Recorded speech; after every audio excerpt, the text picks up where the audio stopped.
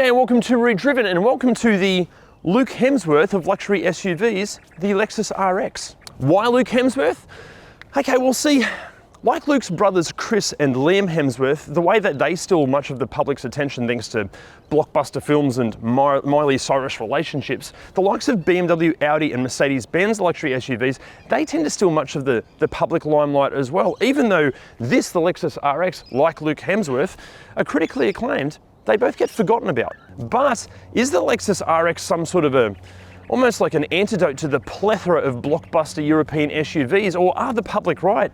Are these just a bit underwhelming? Like, what actually goes wrong with them? Will they fall apart like Liam and Miley's relationship? What do they like to live with on a daily basis? What do they cost to own and operate? But most importantly, should you buy one? Yeah, let's find out.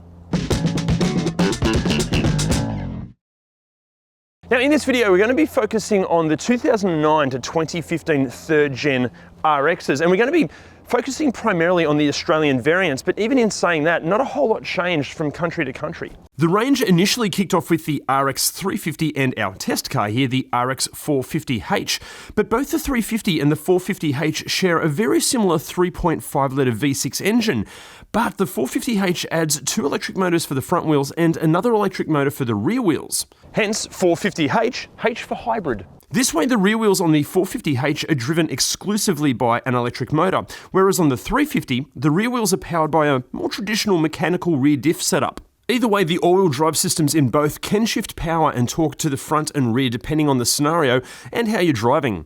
Later in the life cycle, an entry-level and front-wheel drive only RX 270 was introduced, and it was powered by a 2.7 litre 4-cylinder engine. Then we come to the trim specs. As well as the single trim spec RX 270 and a smattering of other special editions, initially the 350 and the 450h were available across 3 variants called Prestige, Sport and Sport Luxury. Each received more goodies the higher up the food chain you climb.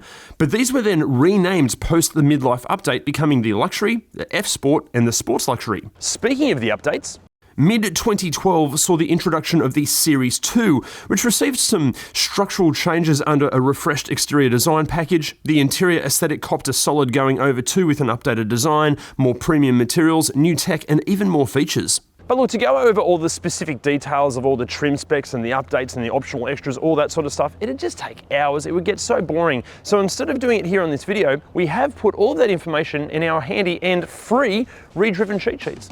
Our cheat sheets are invaluable as they provide a full breakdown of the car's model range, its common problems, what you need to look out for before handing over your hard-earned cash, how much of that cash you should be handing over, and so much more.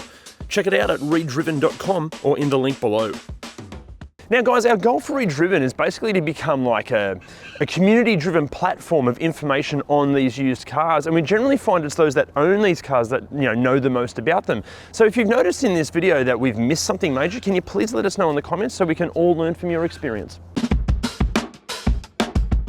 Okay, so how's the exterior? Well look, this is one aspect of the RX that I feel may let it down a little bit. Look, I personally really like the way these look, especially the facelifted examples. They look bloody great, but I will admit, they're not as instantly attractive as some of the European rivals. And look, I get why not everyone's attracted to these things, because I do feel that it's almost like they've taken quite a conservative design and just tried to add things to it to make it look like a luxury vehicle, rather than just starting with like a beautiful shape to start with. Now, in terms of things to watch out for, look, normally with an SUV, we'd say, make sure you check out, any signs of off-road abuse, but let's be honest here, none of these go off-road. These spend most of their time in, built-up metropolitan areas. So because of that, a few dings and scratches like this, they're to be expected. But even in saying that, not only with the RX, but with used cars in general, there are a whole bunch of things that you need to watch out for. Hence why we've made the ultimate used car buyer's guide. The link to that video is just up here and it's down in the description as well. Guys, we cannot recommend watching this enough. Honestly, it could save you thousands. Okay, so how's the interior? Well, look, from a design aspect, look, again, I really like it, but I can understand why it's polarizing. I like all the kind of geometric shapes and the swoopiness and whatnot, but I get if you don't like it. But in terms of the materials used, wow. Like, you've got to remember, this car is over 10 years old. It's from 2011, but like all the leathers are so soft to touch. Like on the seats, like there's a little bit of cracking as far as wear and tear goes here, but it feels so premium. Even like the wood grain, like all this wood veneer, it feels and looks expensive. Everything here, the silver paint, like it feels so premium. Even like the ergonomics are fantastic. Like, you know, actually I'm gonna start to get everything in the right position here. But like the driving position is perfection. Where everything is, like the ergonomics as far as controlling, all your control surfaces are great. Even this, like we'll get into the tech in a little bit, but even it's the way this feels in your hand, feels great. As far as other wear and tear goes, look, this car has very nearly 200,000 Ks on it. It's like 194,500 or something like that. And it's the guy that owns this, it's his everyday driver, and the guy he bought it off, it was their everyday driver. The wear and tear is phenomenal. Like, all the door cards feel great. Everything you touch feels great. There's no paint missing anywhere. Even the textures, like the textures of everything still have texture to them. They haven't gone all soft and smooth. Look, obviously different, you know, cars are gonna have different levels of wear and tear, but for this particular one, astoundingly good. Okay, in the back seat, I'm exactly 10.96 Westworld starring Luke Hemsworth tall. This is my driving position. Actually, before we get to that, if you haven't seen this series, watch it. Fantastic show. This is in my driving position.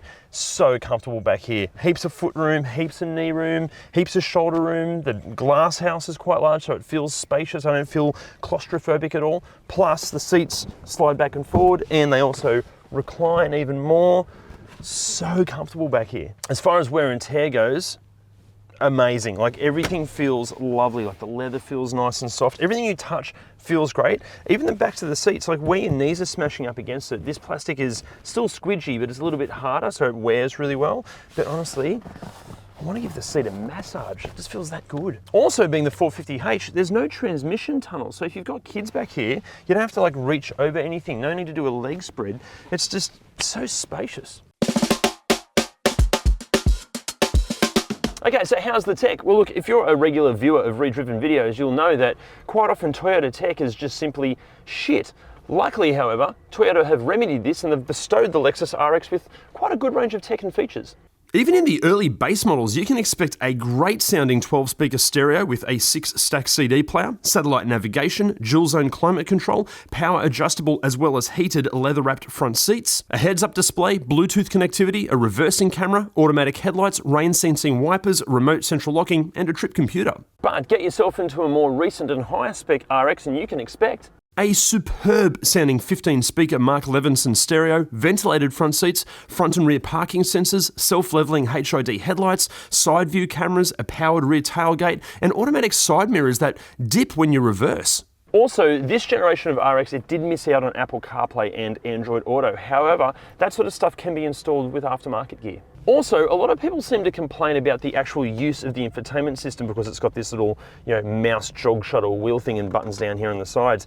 I will admit, it's not instantly intuitive, but you do get used to it. And once you get used to it, I find I prefer this over a bloody touchscreen. Plus, the actual screen for the car is, you know, basically at your eye height or your eye level of where you're driving, where you're seeing. So you don't have to look down to actually operate anything. It's, okay, not instantly intuitive, but once you get used to it, it's awesome. Anyway, for a full breakdown of what tech and features that you can expect on the various different RXs, just jump on ReDriven.com and check out that cheat sheet or click on the link in the description down there.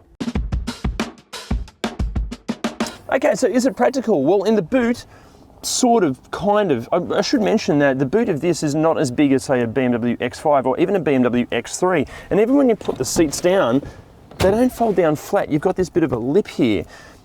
It's still kind of practical, but just not as practical as some of the competition. And practicality in the back seat, you've got pretty decent sized door bins with a good amount of space for a water bottle. You've got a little storage cubby hole here. You've got map pockets on the back that seem to be stolen off an airline seat. Yeah, airline seat. You've got a very schmancy looking center console armrest thing here with storage here and cup holders, which apparently don't work.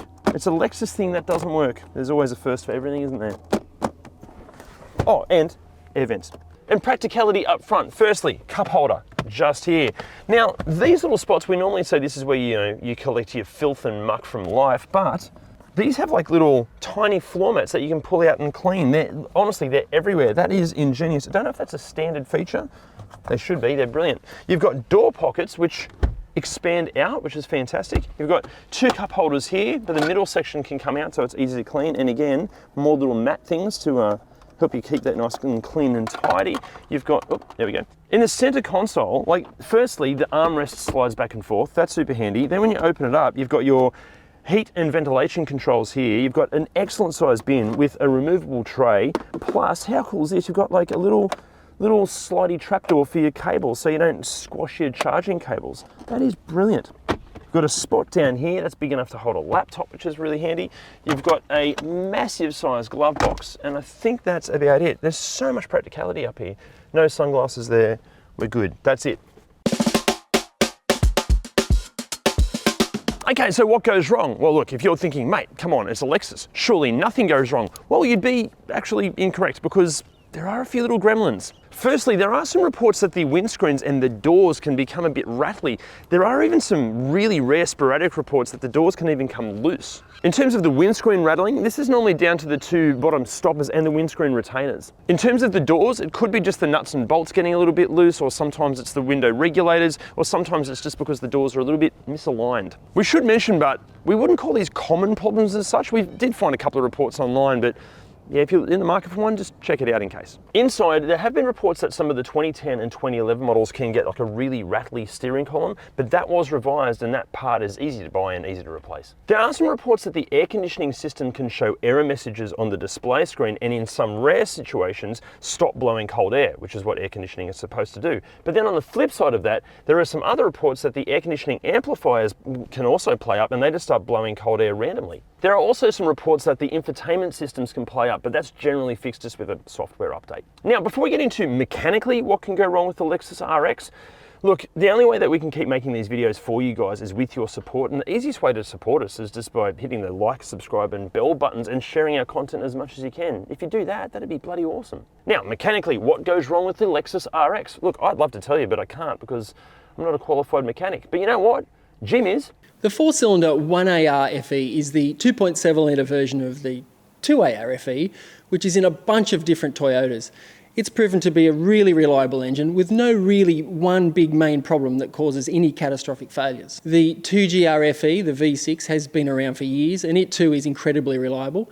The 2GR FXE is the newer, more complex version, but it too is proving to be bloody reliable. They do all occasionally suffer from the odd core pack problem or fuel injector issue, or even a water pump occasionally, but really that's about it. As for the hybrid systems, they do occasionally have a problem with their hybrid control systems, but overall, not a very common problem.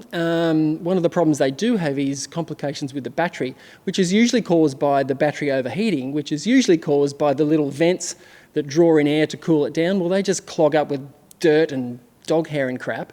We recommend you take those vents out of their little slots and clean them thoroughly every year or so. Now, when it comes to replacing the battery, that does not have to be done by the dealership. There are plenty of other options which are just as good and all more affordable. One good thing about the entire RX range is, although they are a luxury car, they are no more expensive to service and repair than your average family car, and in some cases actually cheaper. And generally, anything from Lexus does have a really high threshold for neglect, but you still need to service them regularly. And if you do service them on time when they're due, they will most certainly outlast their Euro competitors.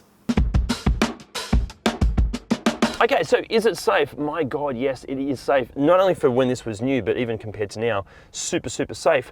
But to give you an overview of what safety features that you can expect, I'm going to do another voiceover, but this time I'm going to do it in that like early 2000s movie trailer blockbuster kind of style.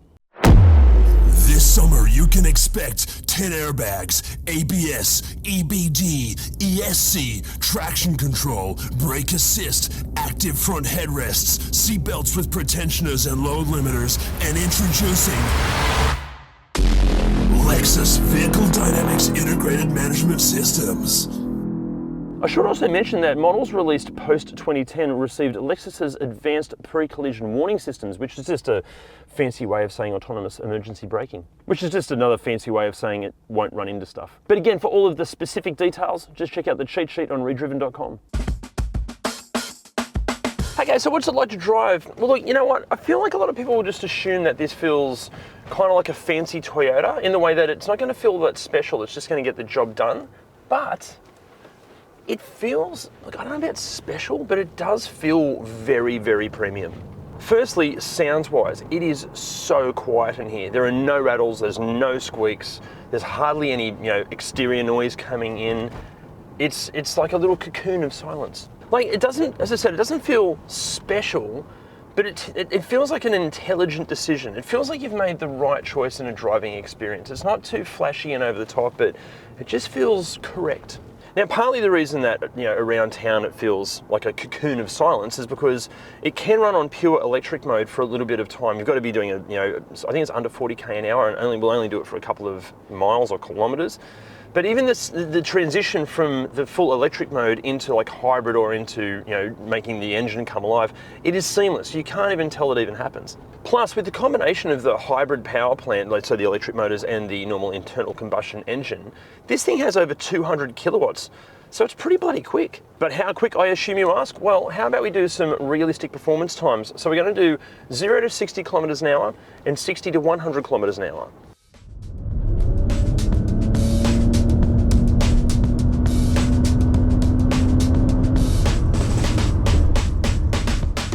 Now, as we mentioned, these are technically a four-wheel drive vehicle because the electric motor is powering the rear wheels, but don't for a second think that these are capable off-road, because they're not. Like, obviously it has more ground clearance than like a normal, like a car, like a hatchback or a sedan or something like that, but yeah, and it'll easily handle like a dirt track, but don't think it's going to do any serious rock crawling, or even tackling the snow can be interesting. Now, there were some reports that even when new, the suspension in these was actually quite harsh. I know in the F Sport and the Sport models, it's a little bit lower and the spring rate's a little bit higher, so they can still feel a little bit firm. This is a sports luxury. It's not a firm ride at all. It just wafts along and glides and soaks up bumps so easily. There's a good amount of body control. It doesn't, tilt and roll all through corners and whatnot. So maybe that is part of the firmness, but I don't think it feels firm. It feels perfect. Now, the RX 350 and the 270, they have a more traditional automatic gearbox. This has a CVT transmission. Now, CVTs normally cop a lot of criticism for how they drive, but in this, I don't know if it's because it's the combination of a V6 power plant and the hybrid, like the electric side of the drivetrain, but the CVT, it actually feels perfect for what this is. Like, it's really responsive, it's smooth, but it doesn't do that whining, like, sound at all. It just works perfectly. So overall, what's it like to drive? Well, you know what? I feel like it hits that perfect balance between being a sensible buying decision, it's a sensible car to drive, but it's still just the right amount of luxurious and premium. It's just such a great balance. I was expecting to be impressed, but I wasn't expecting to be this impressed. This is a fantastic car to drive.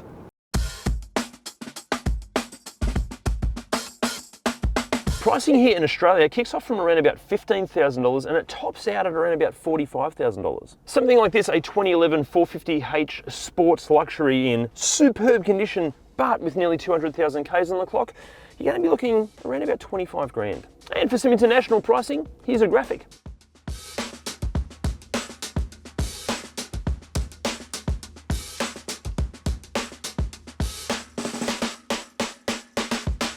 In terms of fuel consumption, I have to refer to the script because I had a terrible night's sleep and I can't seem to remember any of the numbers. We've done like 12 takes.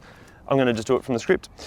Lexus claims a fuel consumption figure of 10.8 litres per 100 Ks for the 350, 9.7 for the 270, and 6.3 for this, but what this car is actually seeing is 9.3. Now, I should mention the 450h, it's not a plug-in hybrid. The actual engine in the car recharges the batteries, plus it's got regen braking, so when you brake, it recharges the batteries. So unlike some EVs and even some plug-in hybrids, you don't have to worry about range anxiety. Lexus offered a 4-year, 100,000 kilometre warranty on all of these RXs, which means they're all well and truly out of warranty now. But if you're looking at buying one of these from a dealership and that dealership offers you a used car warranty, be very, very careful. Read the fine print because quite often those used car warranties aren't worth the paper they're written on. Now, on models prior to the update, the servicing is recommended at every 6 months or 15,000 K. 15,000? 10,000 Ks. But after the update, it's every 12 months and 15,000 Ks. But look, as these get older, we'd just be sticking to every 6 months and 10,000 Ks. Plus, under this Lexus body, there are a load of Toyota components. Actually, they're all Toyota components, which means you've got an unparalleled support network. The cost of parts shouldn't be too expensive, and even the cost of labor shouldn't be too extreme. So Good value for money. Oh, also the owners groups, excellent owners groups. So should you buy one? Well, yeah, of course you bloody should. Look, we totally get the attraction to the European rivals. As good as the RX is, and as acclaimed as Lexus are for build quality, reliability, and longevity, the likes of Audi, Mercedes-Benz, and BMW continually dominate Lexus in terms of just image and mass appeal. But there is simply something about the European brands that just makes them so attractive. But as we've seen here on ReDriven before, and as countless reports, surveys, and experts' accounts have shown, quite often the trade-off for all of this alluring European appeal is an inferior reputation for reliability and prohibitive repair costs when compared to the Lexus. So if you need a luxury SUV at this budget and for this size, this is the pick. It drives beautifully, it's reliable. If something goes wrong, it shouldn't cost a fortune to fix. The interior is spacious and feels immensely premium. It's safe, it's practical, and it's loaded with features, and on the used market, offers excellent value for money. Plus in 450h form, it's super fuel efficient, so yeah, what a brilliant thing. Lexus claims a fuel consumption of 10.8 litres per 100 Ks for the 350, 9 point something, 7? No. Lexus claims a fuel consumption figure of 10.8 litres per 100 Ks for the 350, 9.7 for the 250, 270. Error message on the screen, and in some rarest is, come on brain, just keep up. Here we go. There are also some reports that the air conditioning amplifiers can play up and just start blowing cold at you. So guys, would you buy one of these or would you buy one of the European competitors? Let us know in the comments. Oh, remember, can you please hit those like, subscribe and bell buttons and share our content with your mates? That'd be awesome. See you next week.